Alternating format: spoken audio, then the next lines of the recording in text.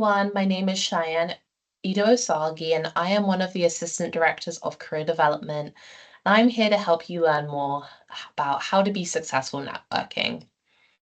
Networking isn't as scary as it might appear to be, but as a Gen Z, as a person who is new to the workforce, I do understand and can value how you may feel apprehensive about meeting new people and just putting yourself out there. It is really scary, whether this is in your personal or professional life.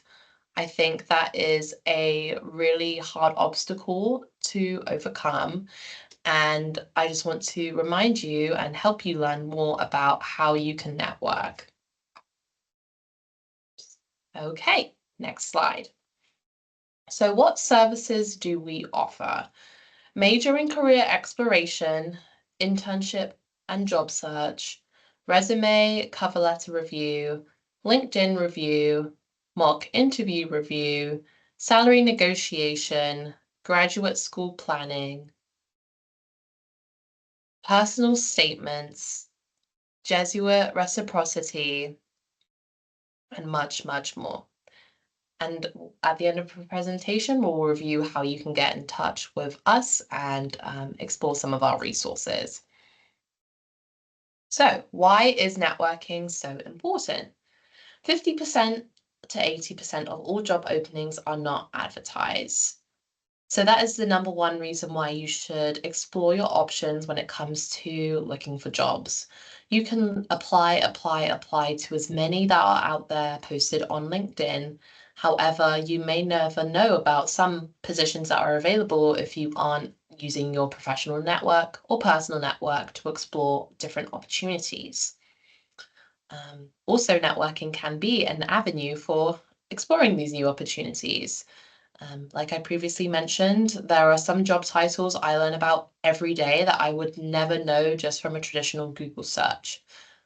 Growth in self-confidence and belief.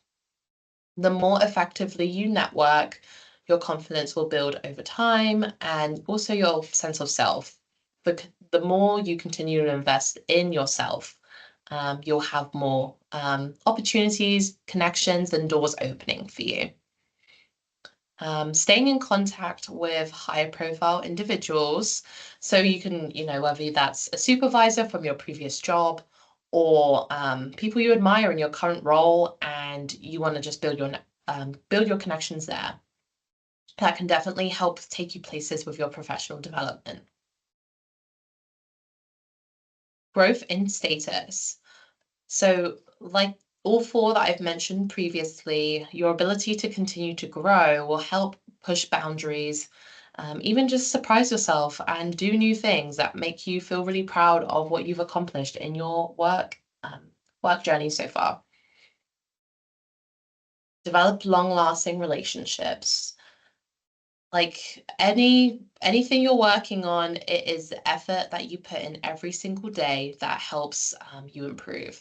I always tell people try to be 1% better every day. And that's even just being conscious of little things that you do. Maybe it's how you respond to things like stress or how you wake up every morning and how you talk to yourself. Making little improvements every day can help your quality of life.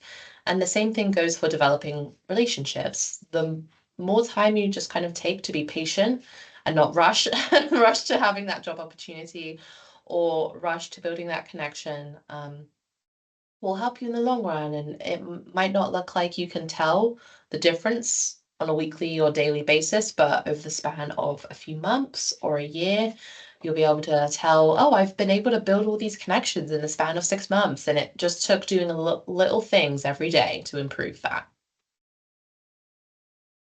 Oops, okay. So developing your professional presence. So create a strong and positive online presence.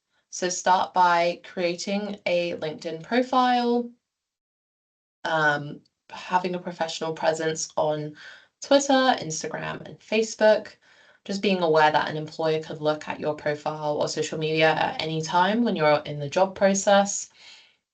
Other ideas, being involved and joining other online job discussion boards, company LinkedIn pages, Additional tips, be open and ready to network anywhere.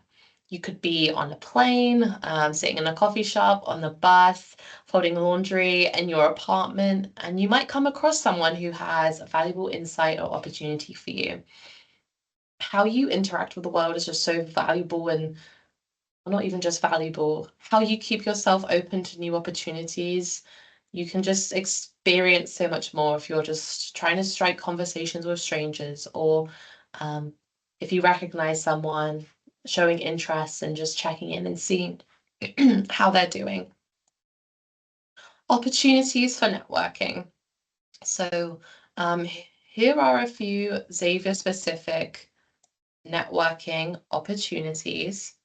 We have the Flash Mentor Program and we have the PMP program.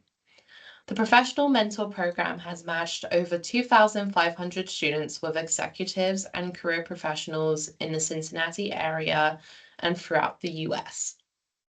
The program serves sophomore, junior, or first-year graduate students from all majors and collaborates mentees with mentors from over 500 different organizations. Flash Mentor program is a lower stake, quick powwow option for students and alumni to virtually meet with professionals. LinkedIn have an excellent alumni feature where you follow our page and you can filter out alumni and current students at Xavier and see, whether it's where they're working, where they live in the US or internationally, or even if they're in the same field as you and connecting with them to learn more about their job prospects. Volunteer and community service. Even myself, I'm trying to explore more volunteering opportunities so I can find more people in the community where we resonate with the same values and interests. And that's also a great place to explore your network outside of LinkedIn and having face-to-face conversations. Campus-wide events, if there's any guest speakers on campus. When I was a student at Xavier, I attended a session with OJPC, and the then director was speaking about the work they do for wrongly accused individuals in the Cincinnati area. And I was really excited and interested in this opportunity. So I kind of took it upon myself to talk to him after the event and tell him how I'm interested. And this is still someone I am connected with today. And I had the opportunity to intern there for a few months my freshman year, and I really enjoyed it. Connecting with family. Let's say you have a friend or extended family member or even a parent who is connected to someone in an industry you are interested in. You can reach out to them, just be like, hey, I'm currently navigating the job search and I would love to learn more about what you do for work and learn more about the opportunities in this industry. The most important thing when meeting a new person is to give them a solid introduction of who you are and what you're looking for. First impressions are very important, so it's important to make this your very best and set yourself up for success. When you are introducing yourself to a stranger, whether that is in the professional or personal space, you want them to like you and you want to be able to build a good connection. So we call this a 30-second elevator pitch. You might wonder, okay, how do I sell myself that quickly in 30 seconds? And that might feel a little bit daunting, but I would definitely say follow these 3 things. Introduce yourself, say who you are. You're a third-year student studying criminal justice. What is your background? You've interned locally at OJPC and you're involved in alternative breaks and you are a board member of the Criminal Justice Society. And what exactly are you looking for? You're looking for a part-time or full-time position in your relevant field. and you are interested in fraud, cybersecurity, and re-entry, which if you're a criminal justice professional, that might sound very varied. But hey, whatever you're interested in, it's always great when you are meeting new people to share what your passions are, because you never know who they could be connected with, what connections they personally have among themselves. And make this 30-second pitch engaging, make eye contact, be open, focus, maybe not in the moment, but think about body language and how you want to talk to this person that you are excited to meet. Be authentic. People want to know the real you. The purpose of having your own ideas and goals is so you have your own sense of individuality and purpose, which is good on a simplistic human scale. However, when it comes to networking, that can also be leveraged to your own benefit of meeting people who are in the same industry as you, have the same perspectives, may know people that you know. It's really good to just be open to having that conversation with a stranger because you could leave and learn something new, build a new connection, and even just be presented or offered a position or opportunity that you haven't even dreamed of. And with creating your own goals and ideas and being authentic and true to yourself, helps you prevent yourself from being stuck. So when you meet a new person and you are networking or even just preparing to network, it might feel uncomfortable at the beginning, and especially just for that first minute of just whether you're waiting at a career fair or you're at an event and you're waiting to talk to someone and you're just kind of sitting with yourself and thinking about how do I talk to this person? What do I say? You never know what opportunity could come if you just decide in that moment, this is too intimidating for me, or I'm nervous, I don't want to do this anymore. Um, you don't want to block opportunities by that temporary feeling of discomfort. So just try and be open and start as early as you can. The sooner the better. Your freshman year might sound insane or silly, but it's good, to begin freshman year with meeting new people, but you have to kind of keep going up that hill. If you do that freshman year and then you don't nourish those relationships or you don't revisit communicating with those people, whether it was a previous internship or volunteer opportunity, that relationship over time might not be as strong as it once was. But think of it as a journey. You might not always be interacting with 20 different people on a weekly basis, but maybe each week you set goals for yourself of how many people you want to network with or different events you want to attend. So if that is just the plan that you work through what you want to get done, whether that's for the next month or the next 6 months, then just thinking, okay, well, career fair, I'm going to meet a bunch of employers and I'm going to find that dream job. In this day and age, you're going against plenty of other people, whether they are younger, older, you name it. You're going for similar positions. You've got to think of how can you keep standing out, keep being the one who is helping yourself have those doors open instead of focusing on, okay, I'm just going to go to one career fair or I'm going to apply for 50 jobs and I will find something. You have to be creative in how you build your network, how you find positions. It's not the same as it was 10 years ago. It's not the same as it was 20 years ago for finding employment and connecting with people. And in regards of, let's say you go to a career fair and you meet someone and you exchange contact information, it's definitely important to reach out to that person as soon as you can, maybe like 24 hours afterwards, and just kind of build on the connection like you were maybe having before, whether that's what you talked about in the moment when you had that conversation at an event or a common interest or shared hobby, just so you stand out. And also be careful what you choose to be the subject line will also catch their attention. So if it's something that doesn't directly associate yourself with a conversation you had, or you can even just say like career fair, July 15th, 2025, you might lose that ability to connect with someone if you just have it as like hello. Like they might receive tons of emails every day. You don't want to get lost through the inbox. So, when you do plan on building a connection, you have to think of you are communicating with someone for the first time, or if you met them at an event, keep it brief, 5 lines of less, just introducing why you are interested in connecting with them. And that is very valuable in how can I kind of get straight to the point with my introduction and sense of self. And the next slide will show an example of an alumni reaching out to a potential employer as like a first communication thing. And I hope it gives some context as to why it's important to do this. So this is a sample email that you could send out to send out as an alumni outreach message or current student message.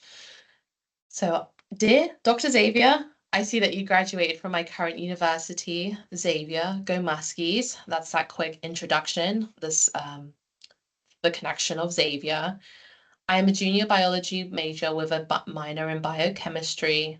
I would be excited to hear more about your memorable research projects at Johnson and Johnson, where the person works, and also you're starting with an I statement, but you are wanting to learn more about what they do for work.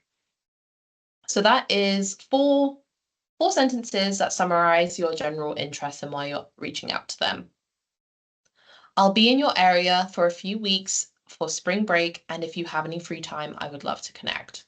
Or if spring break is too busy, I can be flexible and meet with you this week or next. If you have a few minutes, I would love to connect virtually. Thank you so much, Billy.